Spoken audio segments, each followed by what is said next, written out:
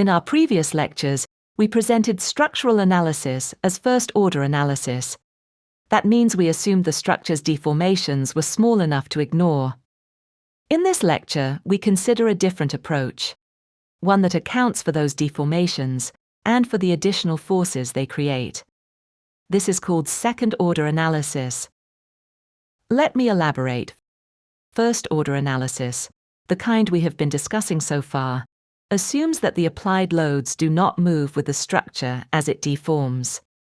That keeps the math simple, and when deflections are negligible, the assumption is acceptable. But it ignores an important effect: the additional moment created when a gravity load shifts sideways as the structure deforms. The idea behind second-order analysis is to include that additional moment in our calculations, instead of ignoring it. Consider a structure carrying a gravity load. Initially, the load acts straight down through the column and into the foundation. Now push the structure sideways.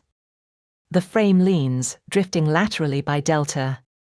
Since the loads are applied at the frame joints, they move laterally with the joints by that same drift. The gravity load, P, which was originally assumed to act straight down through the column, is now offset from its original position by delta. A vertical load acting through this offset creates an overturning moment, P times delta. That moment pushes the frame even further in the direction it has already leaned. This moment is real. But first-order analysis never sees it, because first-order analysis assumes that P does not move when the structure deforms. It assumes the load remains in its original position, directly above the support. When we put that missing moment back into the analysis, the frame does not come out safer. It comes out more critical, with more sway, and with larger internal forces than first-order analysis predicted. That is the crux of the issue. First-order analysis does not make a harmless error. When stability effects matter, it can err on the unsafe side, showing a frame that is stiffer and stronger than the one that will actually stand. That is why most modern design codes require second-order effects to be considered. If we ignore P-delta effects, we may undersize members and underestimate drift, especially in structures where stability is important. There are several approaches to performing second-order analysis. In this lecture, we use an approximate formulation called the Moment Amplification Method. I am going to describe this method using the following example. Consider a one-story frame subjected to two loads: a uniformly distributed gravity load of 80 kilonewtons per meter and a horizontal load of 50 kilonewtons. The frame members are made from a standard W-shaped steel section, W 360 by 91. The question we want to answer is this: if we rely on first-order analysis, do we underestimate the member design forces? And if so, by how much? To answer this question, we need to account for the second-order effect created as the frame sways. Notice that the gravity load by itself does not cause the frame to sway, neither to the right nor to the left. We call this the non-sway loading. On the other hand, the horizontal load forces the frame to lean to the right. We call this the sway loading. This distinction matters. The moments produced by the non-sway loading are not amplified by the sway amplification factor. It is the sway loading that produces the lateral drift. And that drift is what gives rise to the P-delta effect. Let's begin the second-order analysis by performing first-order analysis on the two load cases separately. The frame is the same in both cases. The geometry is the same. The material and section properties are the same. The only difference is the loading. Since the frame rests on two pin supports, we have a total of 4 support reactions. That makes the structure statically indeterminate to the first degree. The force method is a good choice for analyzing this frame. Since we have already covered the force method in previous lectures, I am not going to go through the full process here. Instead, I will simply present the analysis results. First, we analyze the frame under the non-sway loading. This gives us the following member end moments and reaction forces. Then, we analyze the frame under the sway loading. This gives us. We can also determine the frame drift under the sway loading. For that, we use the virtual load method. The drift at the top of the frame is denoted by delta. For this frame, delta is equal to 235 millimeters. So far, we have been performing ordinary first-order analysis. So now, let's see how the second-order effect can be included. For the purpose of this derivation, I am going to refer to the sway load as H, and I am going to refer to the gravity load intensity as W. We know that the frame drift, delta, is related to the horizontal load, H. This relationship can be obtained by analyzing the frame symbolically in terms of H, L, E, and I. For this frame, the relationship is. We can also write this relationship in stiffness form. H equals K times delta. Here, K is the lateral stiffness coefficient of the frame. For this frame, K equals. Since we already know H and delta, we can calculate K directly. H is 50 kilonewtons. Delta is 0.235 meters. That gives K equal to 212.77 kilonewtons per meter. The second-order effect is introduced when we place the gravity load on the side-swayed frame. Because the frame has drifted, the axial force in each column now acts through an offset equal to the drift. This creates an additional P delta moment. For our frame, the axial force in each column can be taken as WL/2. The resulting P delta moment pushes the frame even farther to the right. Let's refer to the final drift as delta star. So the secondary moment from each column is WL/2 times delta star. Since the frame has two columns, the total secondary moment is WL times delta star. Now imagine replacing this secondary moment with an equivalent horizontal load applied at the top of the frame. Let's call this pseudo-load H star. For this frame, the frame height is equal to L. So H star times L must equal WL times delta star. Solving for H star gives H star equals W times delta star. So the total effective horizontal load at the top of the frame has two parts. The first part is the real horizontal load, H.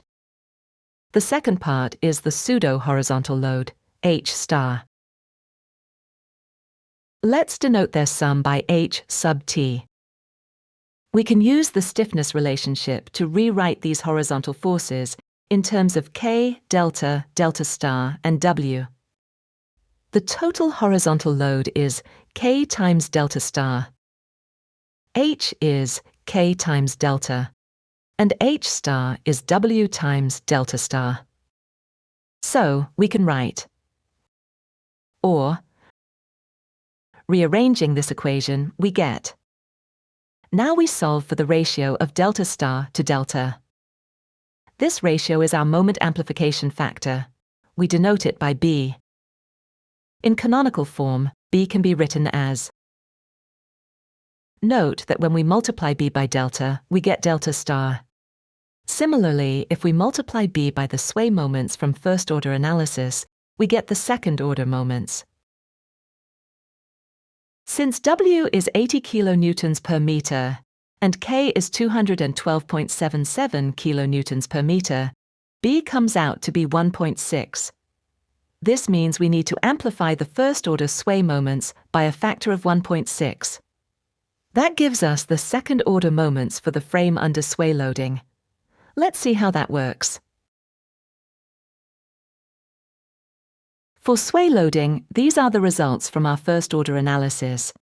When we amplify the sway case moments and vertical reactions by 1.6, we obtain the second-order results for the sway loading case. Next, we combine these amplified sway forces with the forces from the non-sway loading. This gives us the final member forces to be used for design. Since the P-delta effect does not arise from the non-sway loading case, the non-sway forces are not amplified by factor B. To determine the horizontal reactions at the base of the frame, we can use the column free body diagrams.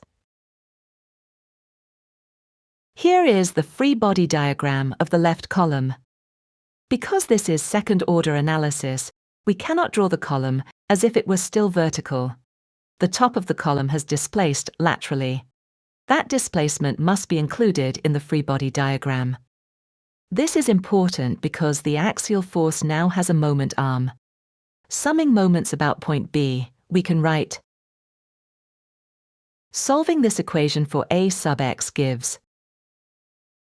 We follow the same procedure for the right column. This gives the horizontal reaction at D. D sub x is equal to 62 kilonewtons. Here is a summary of the second-order analysis results. Let's take a closer look at each member. For the left column, the member end forces are shown here. Notice that both end moments are 0. So the left column carries axial force, but essentially no bending. For the right column, the member end forces are. And for the beam, we have these member end forces. Notice that each member satisfies the equations of static equilibrium. The same is true at joint B, so the final set of forces is internally consistent. Now that we have completed the second-order analysis, let's compare the results with the first-order analysis. For the left column, first-order analysis gave a maximum bending moment of 150 kilonewton meters. It also gave an axial force of 350 kilonewtons. From second-order analysis, bending moment in the member is 0, and the axial force is 320 kilonewtons. So, for the left column, first-order analysis overestimated the bending demand. It also overestimated the axial force by about 9%. For the right column, first-order analysis gave a maximum bending moment of 650 kilonewton meters. It also gave an axial force of 450 kilonewtons. From second-order analysis, the maximum bending moment is 800 kilonewton meters, and the axial force is 480 kilonewtons. So, for the right column, first-order analysis underestimated the bending moment by about 23%. It also underestimated the axial force by about 7%. Finally, for the beam, first-order analysis gave a maximum bending moment of 650 kilonewton meters. It also gave an axial force of 65 kilonewtons. From second-order analysis, the maximum bending moment is 800 kilonewton meters, and the axial force is 62 kilonewtons. So, for the beam, first-order analysis underestimated the bending moment by about 23%, but it slightly overestimated the axial force by about 5%. This example shows why second-order effects matter.